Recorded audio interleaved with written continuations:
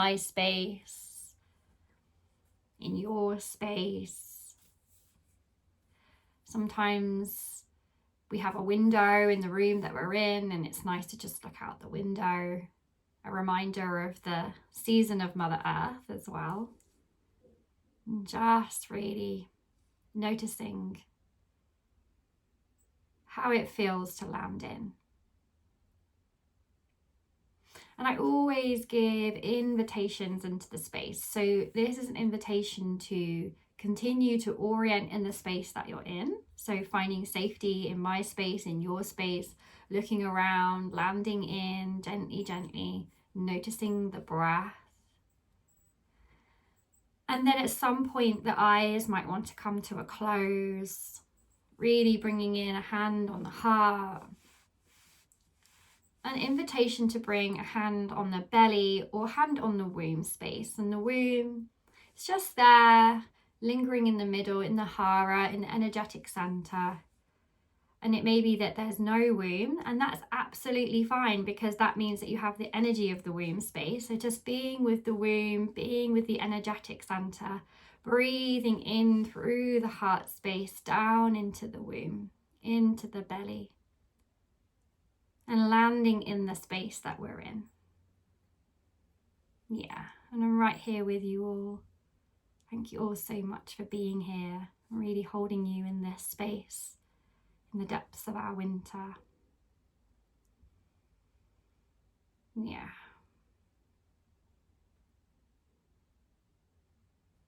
Noticing the breath. Is it in through the nose? Is it shallow? Is it deep? Is it fast or is it slow? Welcoming any unraveling with any exhales and sighs in the space. Yeah.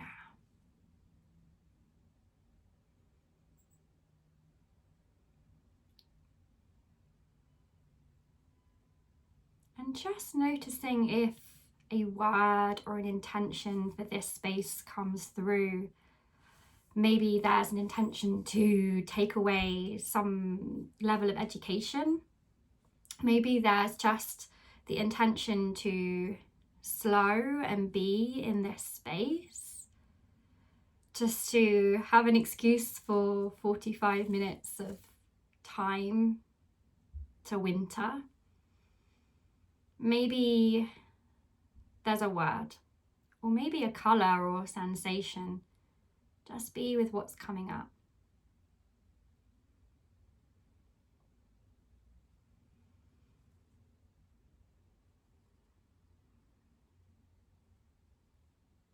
Yeah. Bringing in touch to the body if that feels good. Sometimes people like to tap, sometimes people like to bring in a hug. Sometimes any movements are welcomed. You know, like often we go through our day and we don't even move the body. Maybe we have the intention to and then it never comes. So this is your invitation to just move the head, the neck, really just acknowledging what you need. Yeah. And just starting to come back out if your eyes are closed into the space really gently. Yeah. Amazing. There are apparently 40 people here, which is big numbers. And I've got some lovely hellos. Nolene says hello from Wales. Is that Wales, UK, or is that Wales elsewhere? Because, you know, when you're like searching on Google Maps and then you get the wrong Wales. Good morning from Austin, Texas. Oh, I imagine it's cold in Austin, Texas. That's why we should not complain in the UK. Hey, Sophie. Hey, Eva from Milan. Oh, I bet it's cold there as well. Amazing. So we're going to talk about wintering, and it's one of my favourite topics to talk about. So Wales, UK. Yeah, I bet it's colder than where I am in the UK. So just for context, I'm in Margate, which is in the UK. I always call it the arse end of England, and Americans tell me that's very derogatory. So it's kind of south near London. about 2 hours from London.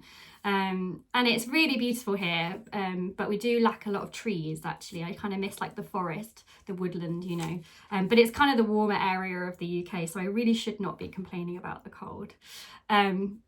So lovely Margate. Yeah, it is quite funny, isn't it? It is the arse. If you look at the England, because it's got the pig and then the witch on the pig, right? And I'm literally in the arse of the pig. That's what I like to say.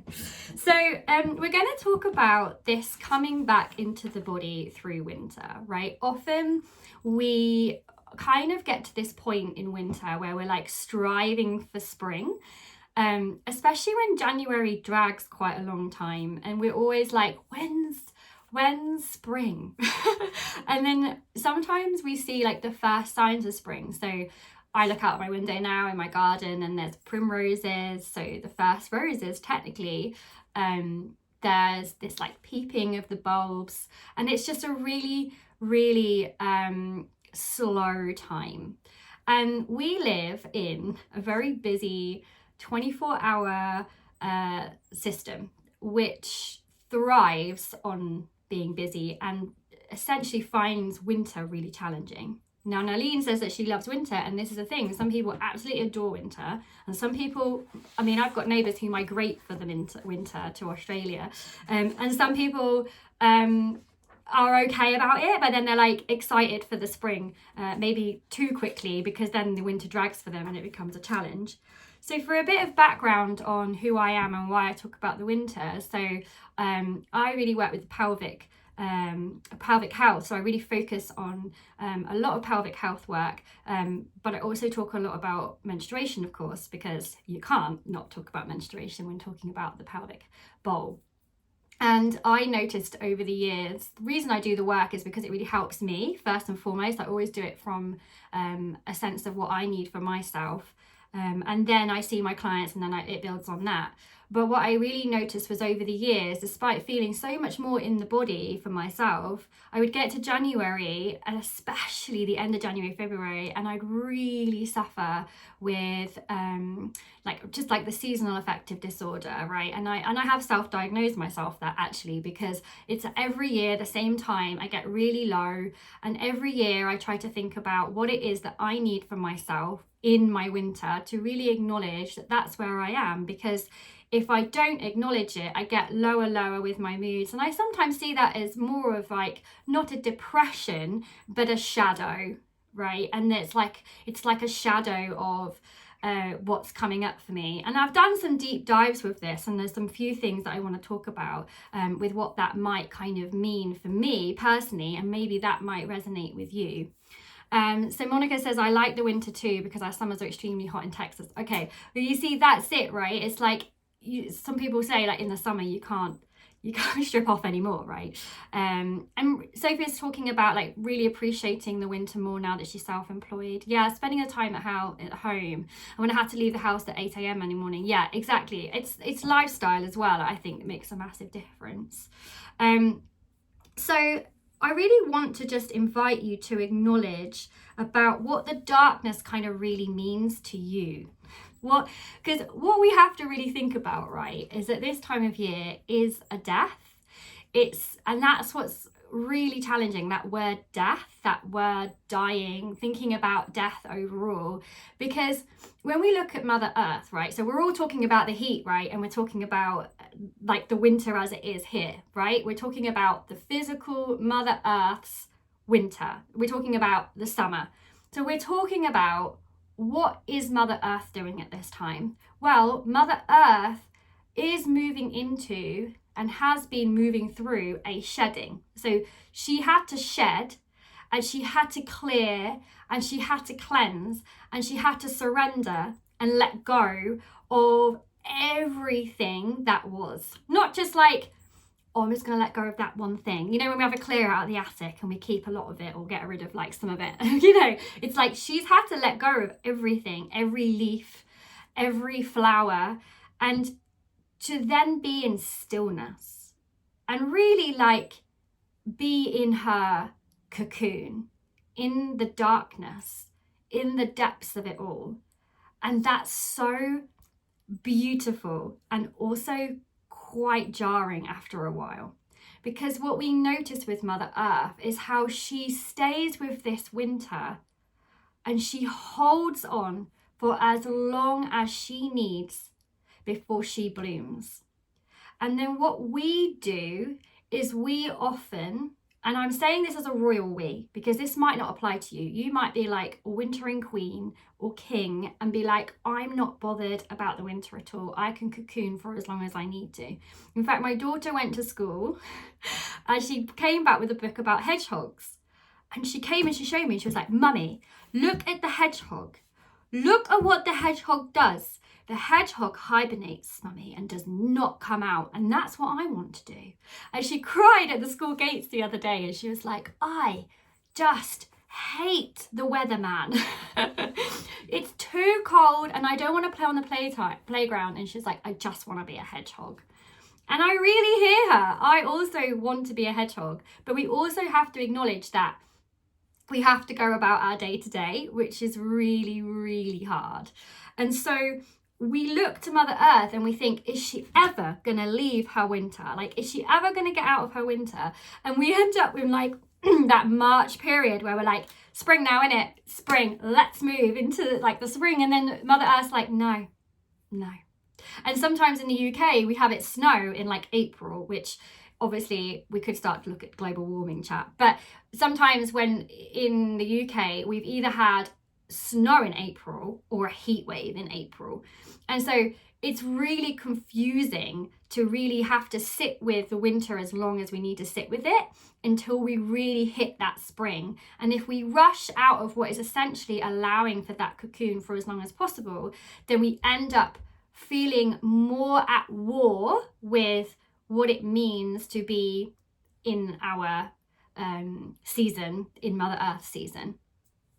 So I really just want to acknowledge that we all want to be the hedgehogs, but it's not the reality. So what we really want to think about, and now I'm going to link it to the menstrual cycle. It's one of my things I always do. So some of you here might be bleeding. Might be bleeding right now. Some of you may no longer have cycles and be perimenopause, menopause. Now, to talk to the menopause, I love chatting menopause and I love chatting perimenopause because it's a little bit like, it is like talking about winter because we're talking about the veil dropping. When we get to that perimenopause and the menopause, it's a veil dropping. It's like we care less than we've ever cared before about little things that upset us, right? We're like, this is now how it is. And I really can't wait for that time when I care less and I'm like, this is where I'm at. And so we really have that really beautiful time. And we get the chance to practice being in the perimenopause and the menopause every single year when we hit winter. Every single year we get to practice. And that sounds a bit of a weird concept to practice for perimenopause and menopause, but I'll explain more in a minute. But we get to practice for that in this time. And we also get to practice for it in our menstrual cycles as well. So sometimes there are people on contraceptives and they don't necessarily feel that space as much. But certainly those who have natural cycles can really feel into that cyclical nature of being in their winter. And so you get to practice. How great is that? Every single month, you get to practice to be in your winter, in your body, really acknowledging what that feels like. And so a real good way of feeling what it might be like to find yourself at that time, at that age of perimenopause, menopause, where things fall away. And often at that time, if you've had children, they leave home, for example, we start to think about our careers and maybe we want to change that. This is where we sometimes have these like epiphanies of like, this is what I need to do. And now more and more we're seeing that because of social media, seeing people really enjoying that time. Whereas society would be like, menopause, well, and make it such a negative thing. And now actually, if we acknowledge our need to slow and be and allow for us to winter, right, we can then enjoy that time so much more because we've prepped for it. So that feeling is like the feeling of the seasons, right? It's like the autumn season where we're in the autumn of Mother Earth and she's starting to shed. You know that feeling of like, everything's going to start dying away. We're prepping for the end of the year. We're prepping for the winter solstice, as Christelle says, like the wintering starts at her winter solstice. So we're really feeling that like embracing of what's to come. The colder weather hits. And that's a little bit like in our cycles when we hit the ovulation peak and progesterone starts to move. And as progesterone starts to rise, it pulls us into our body. I really like Maisie Hill's Period Power book, where she talks about estrogen being like the Beyonce hormone. And it is a little bit like that when we go towards ovulation, where like we're feeling really good, and we can feel like that when we're in our spring, really in our spring and in our summer, right? We're like, oh my gosh, everything's so great. Like we're really like moving towards this like peak of estrogen where we're feeling the Beyonce, and sometimes genuinely like wearing outfits that we might not necessarily have worn like if we're in our winter, or we might be feeling like more sociable, or maybe feeling more desire, right? Like it's definitely that feeling, right, that we get. And then suddenly the progesterone rises. And progesterone, that time actually, that ovulation time where estrogen peaks and then progesterone starts to rise and pull you into your body, that's actually one of the most challenging times for people. And that's why people really start to find themselves really challenged in that autumn time before winter, around like, you know, the seasons of Mother Earth seasons. And it's really useful, a really useful task is to journal your cycle and be with what's coming up within each season for you inwardly, your inward season, your menstrual cycle season, versus what it might feel like for you in your outer season. I often ask people, how do they feel in their summer? How do they feel in their spring, inwardly and outwardly? Are you like a lover of winter? Do you also love your menstrual, your bleed? Right? So it's always thinking about these mirrors, those mirrors. How it feels inwardly is often how it feels on the outside with Mother Earth seasons. So when you're there and you've got the progesterone pulling you in, it's like Mother Earth being pulled in, right? It's like she's being pulled in and she's being pulled back down and she's coming back into her cocoon, into her winter. And that's what progesterone's doing. But you have to, in your body, be able to deal with this estrogen rise, peak, and then progesterone pulling you in. And we're almost like this, what? Wait, but I was so Beyonce. I was gonna have my hit number one. What do you mean we're going into autumn? Not now. And that's often how it feels like when we're like sunning ourselves on the beach. And certainly here last year, like the sun went on for a bit longer because we didn't have a great summer. But then in the September, it was like, hey, sunshine. And we were like, oh my God, everything feels so great. No, wait, don't go. No, don't change. And that's kind of like how it really, really feels. And that's how it can really feel to go into our winter for some people, because they look at it, I run circles with women and they sit there at that time and they're like, no, we can't be going into winter because this is gonna have to go on all the way into like March, and I'm not ready for that. So that's where I come back and I say, what is it that you need to winter? Like, truly deeply, what is it that you need to winter? And so this is where we have to look to the ritual and ceremony of what it means to winter. I think we often don't really see what a daily ritual and ceremony can look like. So I'd love to know if anyone here has something that they lean on every single day that brings in a level of ritual and ceremony, like something that feels really nourishing. And you can just type it in the chat box if you feel good to do that. Don't feel like you have to at all. But if there's something, so I'll give an example while people might be thinking about it.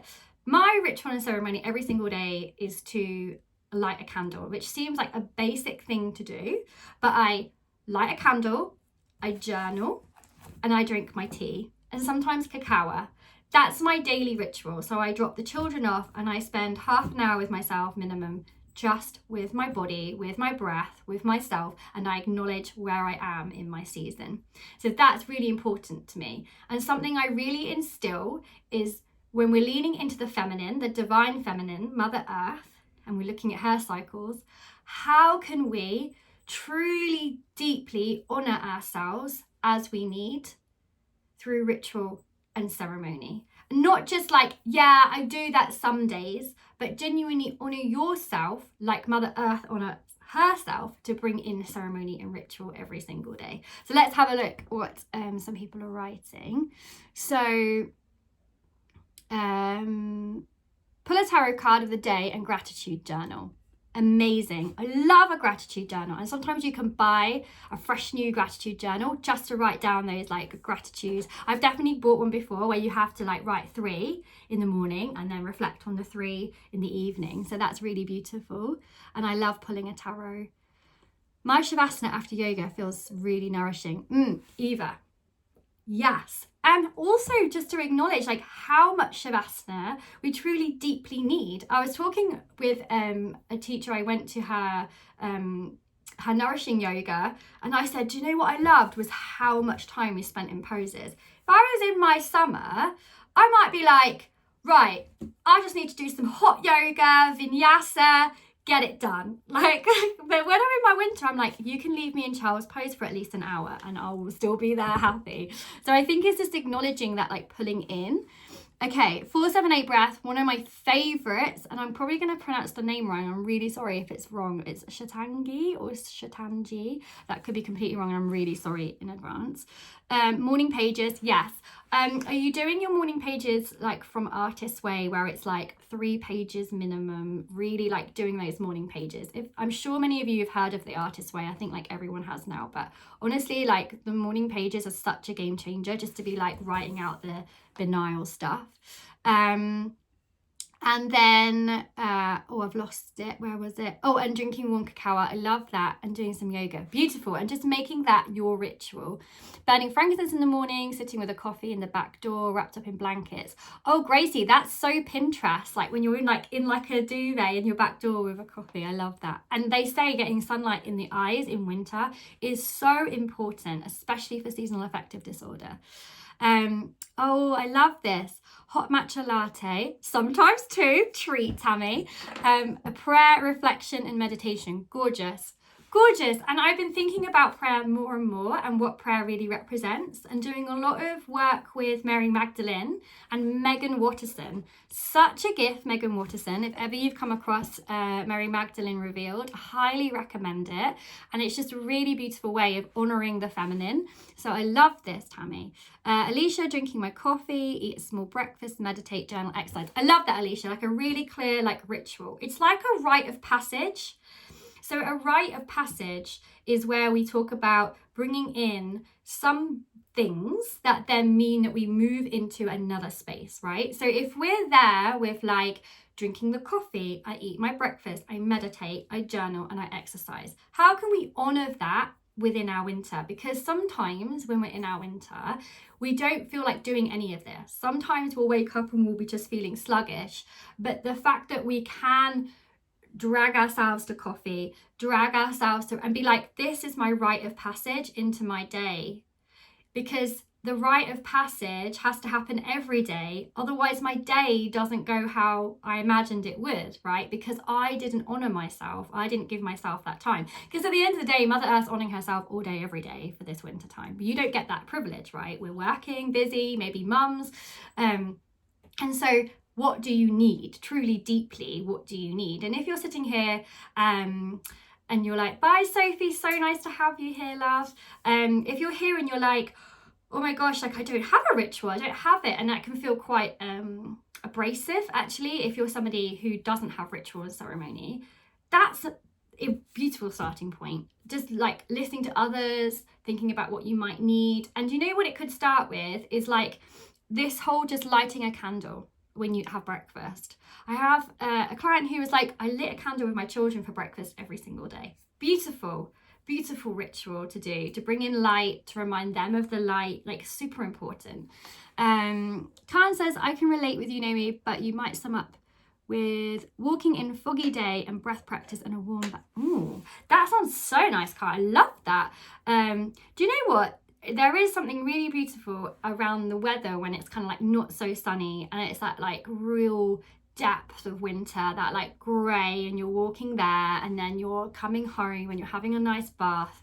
Beautiful, perfect. I love that. Fee says cacao tea, breathwork, journal, movement suits my energy, can be gentle or can be sweaty. Exactly that. Like, does it need to be gentle? Does it need to be sweaty? Acknowledging where we are in our cycles. Really, really beautiful. And there's a few others there. So just have a little scroll and see. Oh, and chanting. I love chanting. There's so many great, on here, on Insight Timer, I found some great Kundalini chants. I really, really recommend. I've been using them in classes. So really finding yourself chanting and moving and circling the body can be a really beautiful way of moving energy through the body at this time. Perfect. So the next thing, if anyone has any questions at any point, please just pop them in the box. We're going to just chat for a bit longer and then we're going to ground in to end with our little winter time together. So what I really want to talk about as well is our mirror. So if you look at the seasons within Mother Earth seasons and our seasons, what you will notice is that there's mirrors, right? So winter mirrors our summer and our spring is mirrored with our autumn. And what we often find is that our mirrors are very illuminating for us. We talk about mirrors in our journeys all the time, right? We're like, oh, they're a mirror, or mirror work, like sitting and like writing I am statements on the mirror. There's so many mirrors that we can always pull on when we're talking about our journey of healing and being within ourselves and our needs. But one thing I think is underestimated is our mirrors within our seasons. So a really good practice is to go away and write about your seasons, like we said, but also to acknowledge what it feels like with the mirrors.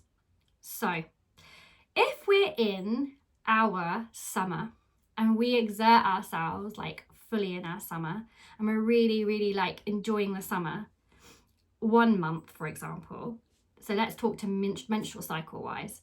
And then the next month, we're like, why do I feel like I haven't got the energy that I normally have, that estrogen energy, the Beyonce energy? Why do I feel the pull of progesterone harder than I've ever felt? Why do I feel sluggish? And we often can get quite annoyed at ourselves for not feeling like we want to be sociable and do all the things. Now, this is why it's such a good time for us to talk about wintering here in the now, because this is so common, especially when people find themselves in that shadow space in the summer, and we often can see others, and this is so great for our knowledge, but also good for friends as well, to see them and really acknowledge them and their needs with this. So if there's someone who's struggling with socializing or wanting to go to the festivals or wanting to go out or wanting to even just go for walks in the summer, even though you're like, but the sun's shining and it's great, you know, and you can feel them like really feeling inward and just lacking in energy. The question I always have is, how did you acknowledge and honor yourself in your winter? Like truly deeply, how did you acknowledge yourself in your winter? Because we don't live in a 24-hour, we live in a 24-hour cycle, but our bodies are not made for a 24-hour cycle. Mother Earth doesn't work on a 24-hour cycle. So when we're really, really acknowledging our needs in our winter, we're able to enjoy our summers so much more. So let me give you a really good example that really explains this really clearly. If I have someone that says to me that they're like doing HIIT training in their bleed, I always just ask a question around what it is that why you're doing that level of training in your bleed. Because I'm like, you're literally bleeding from your uterus, like down, out, through your cervix, down, out, through your vagina and out into the world. Like you're bleeding. Do you understand? You're cleansing and you're clearing. So that's a big phenomenon to be doing right? Not obviously doing, but it's happening. So how does it make you feel when you're doing HIIT? And often they'll say, well, I'm just pushing through. Sometimes what happens is that estrogen will begin to rise in winter, and then we'll feel like, oh, day 1 of my bleed, and then I'm moving into day 2. I feel like I've got more energy now on day 3, so I'm just going to go to the HIIT class, right? But what that is it's sneaky. it's sneaky estrogen that's coming in and being like, let's do this, you know, and then you do it and then you feel sluggish. And you're like, oh, why do I feel so tired? And then it's like, okay, what did you need? Really, how could you use that energy? So when we're in our winter now and you start to see the spring and you're like, ooh, there's the daffodils, especially if you're in the UK, daffodils come out and you're like, here's spring. Daffodils are actually still very much not quite spring, right? It's like they're there, but they're not like until they're really full bloom and there's loads of them and the sun's out and we're still very much like wintering. How can you use that energy of like, it's spring, to really acknowledge that you're still very much not in spring? So you could write a list of things now for when you might feel that estrogen Beyonce energy that might come, so that you're not rushing out of your winter. So you don't feel like you have to say yes to every event. So you don't feel like you have to say yes to everyone. So you don't feel like you have to say yes to your work who's saying, oh, could you just do this extra? I'm actually in my winter, so I'm gonna have to come back to you. Acknowledging it for a little bit longer, a little bit longer, a little bit longer, a little bit longer, a little bit longer. And just like in your seasons, just like in your menstrual cycle, you'll feel it. You'll feel that little, I've moved into my other season. It's a transition. You'll feel it in your cycle. You'll feel it in your menopause. You feel it in your perimenopause. You're like, you truly deeply know when you're ready to step in fully. And if you really acknowledge yourself now in your winter, here and now, and you write a little list of things that you could do for that energy that comes, if you truly cocoon, that's what's going to allow you to truly enjoy that spring, summertime. Just like in your menstrual cycle, if you truly winter, when you bleed, if you truly rest, if you allow your body to bleed and you allow yourself to rest for the full 7 days, not the 1 day, the 2 days or the 3 days that you're bleeding, sometimes it goes on longer, but if you truly rest, and I know that's hard because we work, right? It's not like, I mean, sometimes there are people now that are giving like menstrual cycle days off, celebrating those companies, but in general, we have to go to work, right? Which is annoying because we don't want to go to work necessarily on those days. But that just means like when Khan's saying like he has a bath, and a bath seems like such a basic thing to do, but I'm saying if you're not a bath gal, you're not a bath guy, then just go and do something else that feels really nourishing. More shavasana, more lying down, more nourishing yoga, not the hot yoga, not the vinyasa, but like genuinely like pulling yourself into your body, more meditation, more journaling, right? So I just think it's like, how can you honor it? Now, Fee makes a really good point that I want to speak to, because I often feel tired in summer and on a hot day I seek shade and rest. Ooh, like a lazy lion. Fee, look at that alliteration. I just embrace the stillness even if it's summer, just honoring what I need when I need. This is really, really, really important.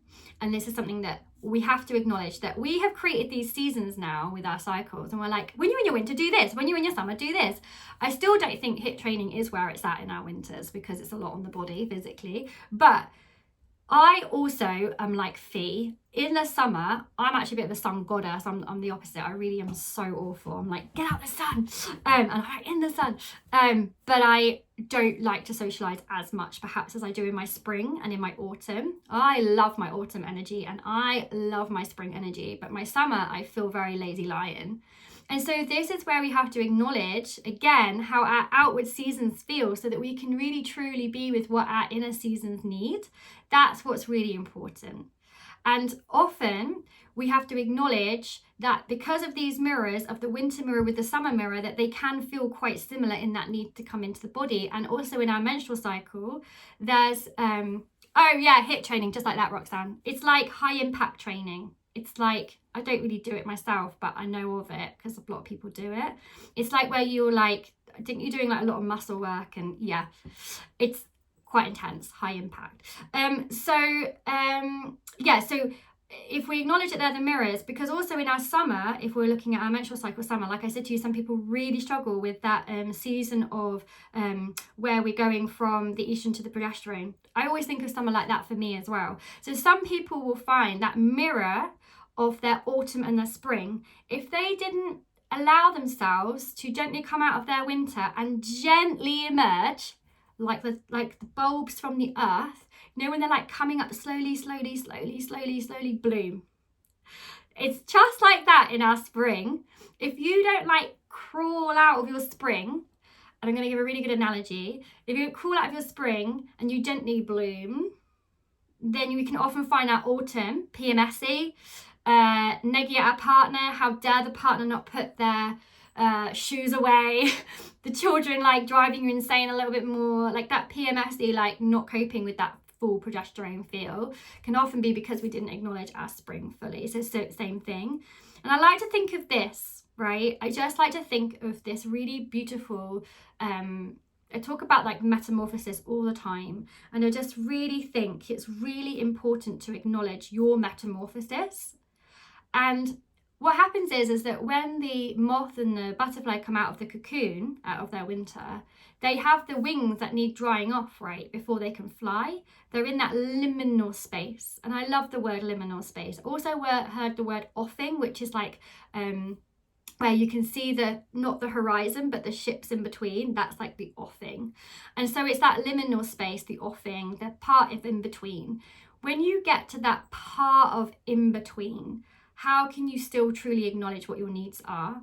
And we're often pulled from different directions because we haven't been able to honor what our needs are, or really be with what our needs are at the point of really pulling in. So really thinking about the moth and the butterfly emerging really, really gently and cocooning for us. Yeah, like the offing, Roxanne. It was actually a gallery exhibition in Margate, and it was just really, really beautiful. So I just really want you to acknowledge your need to cocoon now. The hoog, the twinkly lights. This seems so basic, but it's so necessary. And if hoog and twinkly lights are not your thing, what is your thing? What is your thing? Is it saying no more to other people? Like, what is it?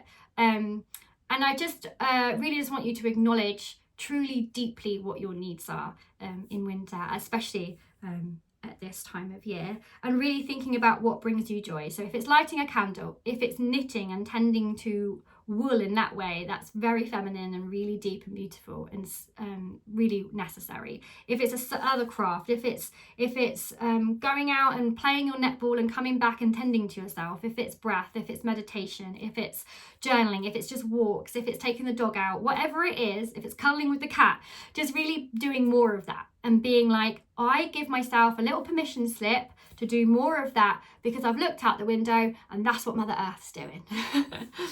So I'm here for any other questions that might come up, and I hope that just this reminder was just a really beautiful way for you to sit with yourself today and winter. So I really just want to give us a moment to come back together and really just land back into the body before you go off and carry on with your day. So if it's to orient again and you want to look around your space, if it's you can just come with the eyes closed straight away, then please do so. And just really acknowledge what you need for these last couple of moments together.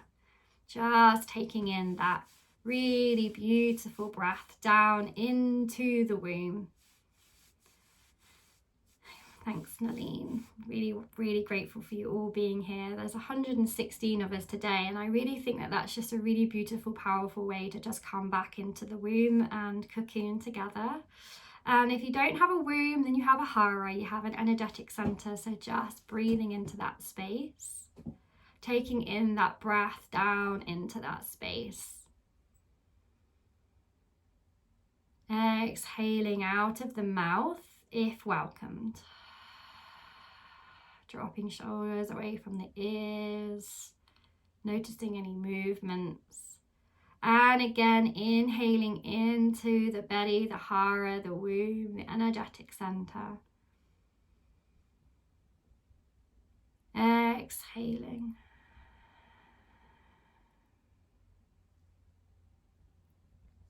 Final time.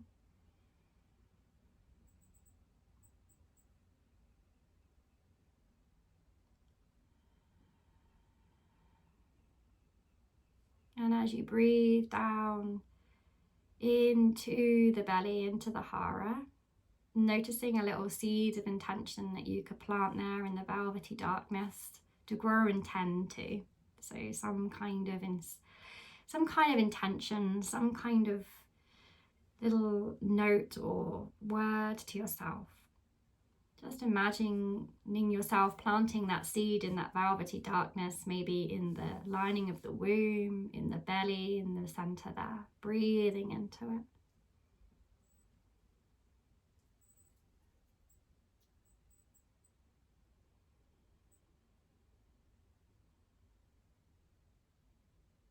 Yeah, and I'm right here with you doing it too.